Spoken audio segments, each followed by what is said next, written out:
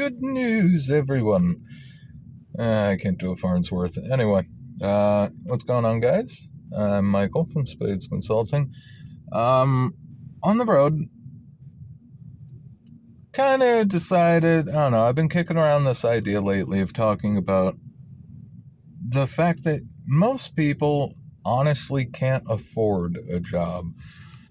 Now, let's get into what I mean by that. So, obviously, you understand the basics, most people do. Cost benefit. What are your losses from working a normal 9 to 5? Now, for the average person, apologies, a 9 to 5 will provide you just enough stability. Breaking it down, a job is just over broke. That's another common way to say it.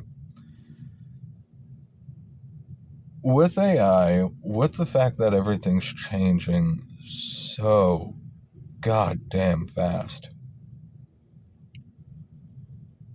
unless you are desperately broke without a penny to your name, you might legitimately not be able to afford a job just based on all of the other things that you can do in that 40 hours a week that could net you much more. And given it does still sound hippie-ish, kind of lefty, but follow your heart and the money will follow. Maybe not follow your heart, but follow your brain and the money will follow, because there are still plenty of things that you can take advantage of now to put yourself in a better position. And a job's not one of them. The fact that even the white-collar jobs, there's no job stability anymore. The pay, of course, is not keeping up with inflation no matter where you would go for a job.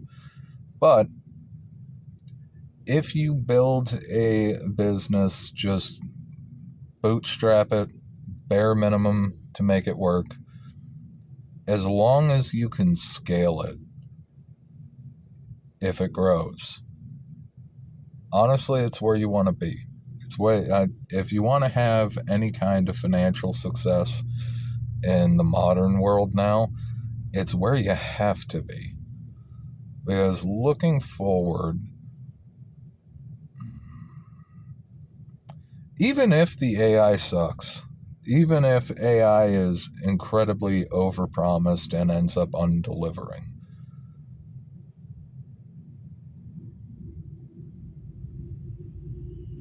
it's just not worth it. It's just not worth it to not try to find your specific success. Like, this is the thing, especially hanging on the razor's edge of recession. You really can't, nobody can afford a job right now. Especially give it another year or two with the inflation as it is, because it is, of course, just because inflation is up 3% in 1 month doesn't mean it's not going to be the next month and the next month. 3 months is 6% inflation. Nobody can afford to keep up with that. If you're losing 20% of your purchasing power, just under 20% of your purchasing power in 3 months, you cannot afford to work a normal 9 to 5. Now, if you are in a position where you need a paycheck to stay alive, then absolutely do what you got to do. But if you have a certain amount of freedom, if you have a certain amount of wiggle room, go out there, start your own thing, make it happen.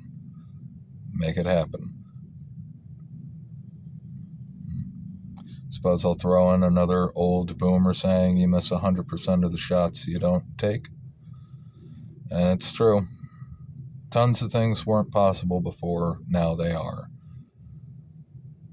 And you, as well as everybody else in the world, has to make a decision. Are you going to commit and make things happen?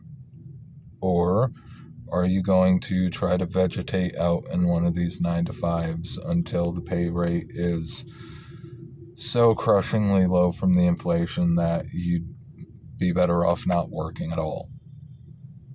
I know a lot of people are already there. A lot of people are already there, where it's just like it.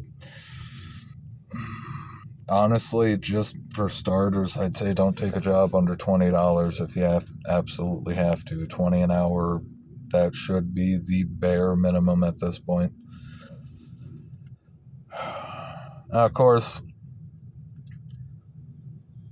you'll make life a lot easier on yourself if you communize.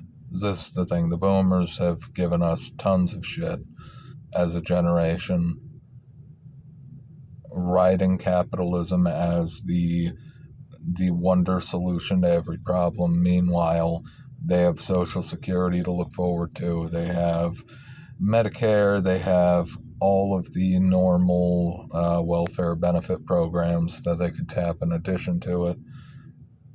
And it's like, really? You're gonna tell us about communism when you have it, when it is guaranteed to you?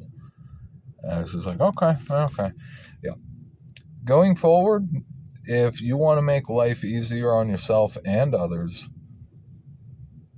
especially with no end in sight to the inflation, the best choice that you can make is find stable people, collectivize, get 3, 4, 5, 6, 7 people under one roof. Again, a lot of trust issues come into this, so of course you have to get good at vetting people.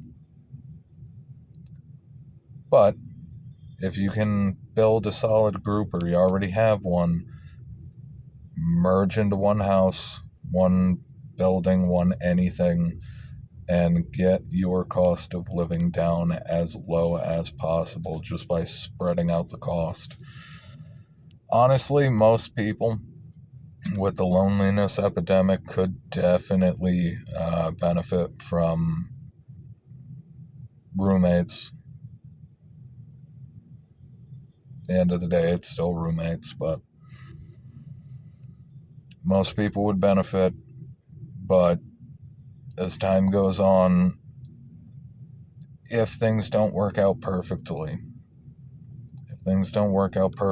for this country, chances are the inflation is going to damage us. And if we don't escape being the world reserve currency, Triffin's dilemma is going to break our backs. All right. So get your cost of living down as low as it can go. If you don't need a job, don't get one. Focus on whatever's going to be the best for you. And I think we'll end it right there.